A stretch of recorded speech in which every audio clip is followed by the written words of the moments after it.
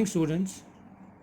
We'll start the chapter bringing up curry from an alien hand. Curry, you can pronounce it as curry. Let me tell you, this is a folklore. Folklore means folk, that means a story, regional story, a local story. And the author is speaking in first person, that is I. Curry the elephant was 5 months old when he was given to me to take care of. So the author is saying he was given the elephant Curry when he was just 5. And the author himself I was 9 years old and I could reach his back if I stood on tiptoe. Tiptoe means standing on your toes. So the elephant was 5 months old and the author is 9 years old and they are of the same height, almost same height. He seemed to remain that for nearly 2 years. We grew together. That is probably why I never found out just how tall he was. He lived in a pavilion. Pavilion is a closed place where the elephant used to live. Under a thatched roof. Thatched is a roof covered with grass and branches and twigs.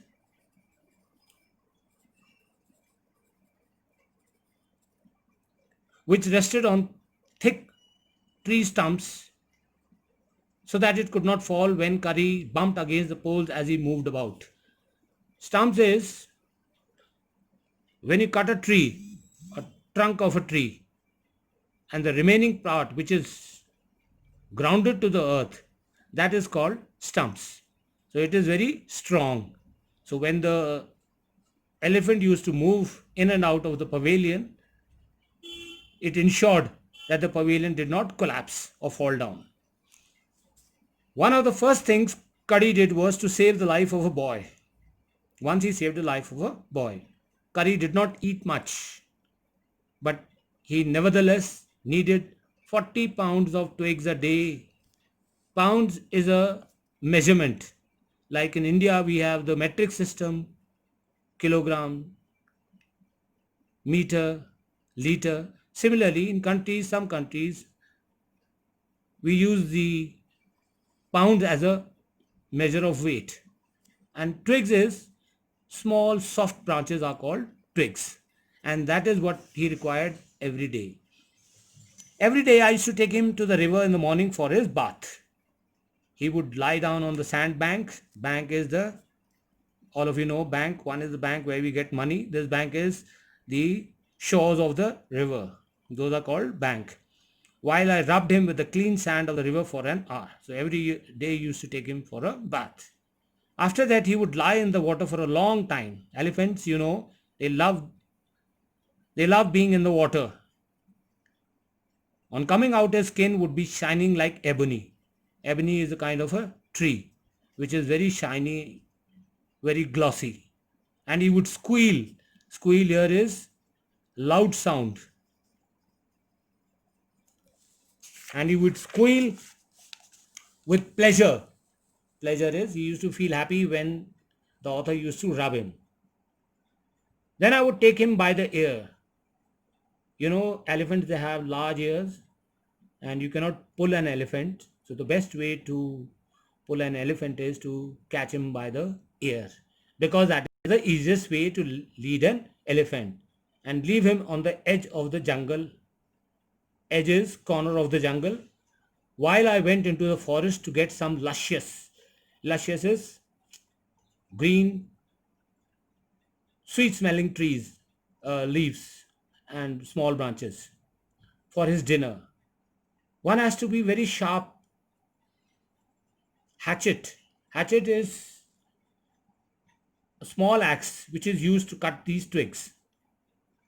It takes half an hour to sharpen the hatchet, because if a twig is mutilated is broken at many parts, then the elephant would not touch it.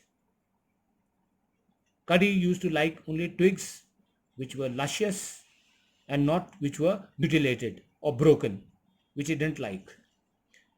So cutting these twigs was not an easy job. It was not easy job to cut twigs, to get twigs and saplings. Saplings is small plants are called saplings for curry. I had to climb all kinds of trees to get the most delicate and tender. Tender and delicate are same. Tender means very soft. As he was very fond of the young branches of the banyan tree, which grows like a cathedral. Cathedral is a collective word for a lot of leaves and branches. I was gathering some one spring day. So is now the author is talking about a particular day.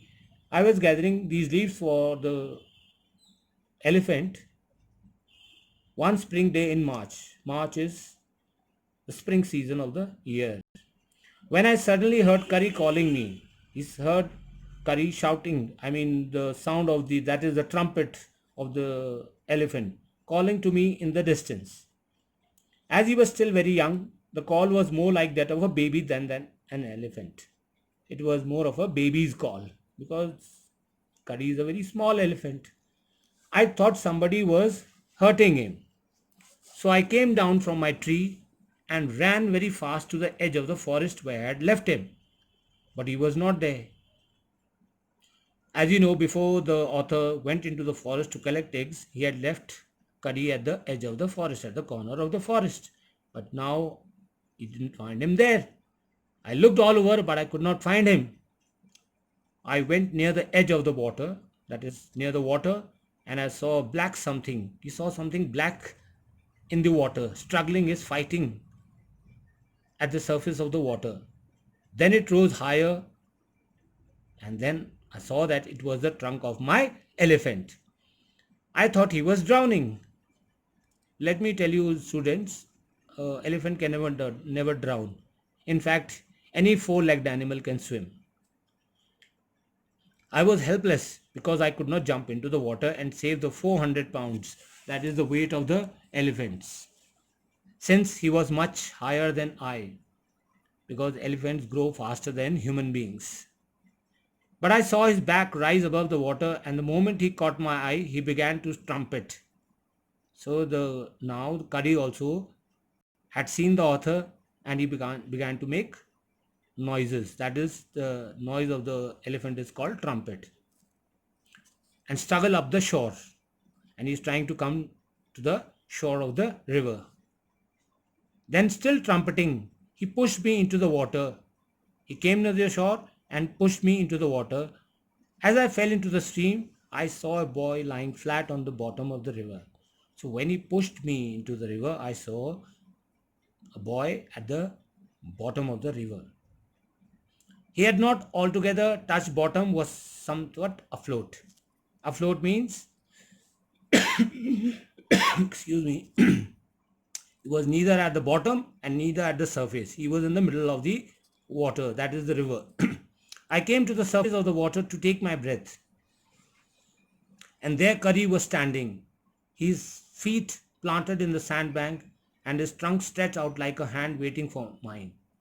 So what the see here we see the elephant is very intelligent. He's trying to save both the author and the boy who is drowning. So he's at the end of the shore, and he's putting forward his trunk to pull them back from the water. I dived down again and pulled the body of the drowning boy to the surface. But not being a good swimmer, the author is not a good swimmer, I could not swim ashore, that is the banks of the river. And the slow current is the speed of the river, the speed of the water, that is called current, was already dragging. Dragging is pulling me down. Seeing us drift, drift is float, moving with the current, that is called drift. The movement of the water current is called drift. Cuddy, who was usually slow and ponderous, ponderous is thinking, thoughtful, suddenly darted down like a hawk. Hawk, is a kind of a bird which soars very high in the sky, and when it finds its prey, it dives down with a lot of speed.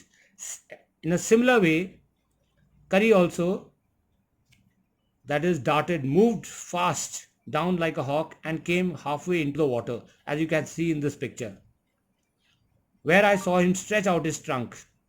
You can see he forwarded his trunk.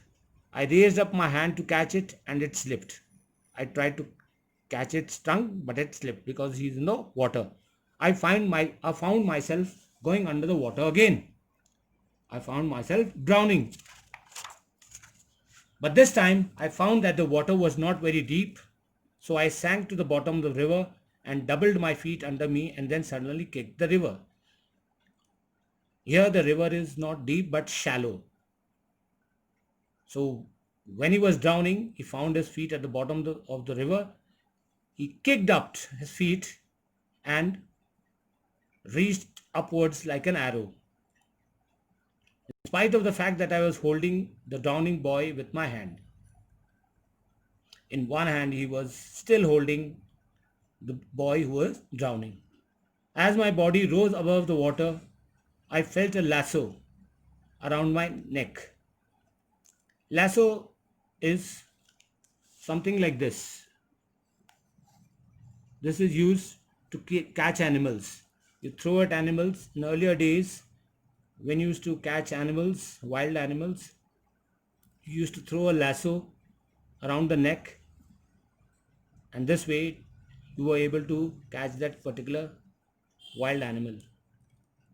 This frightened me. I thought some water animal was going to swallow me. I heard Curry squealing, again shouting. I knew it was his trunk about my neck. And this is how Curry saved both of us from drowning. So this is the first part of the story.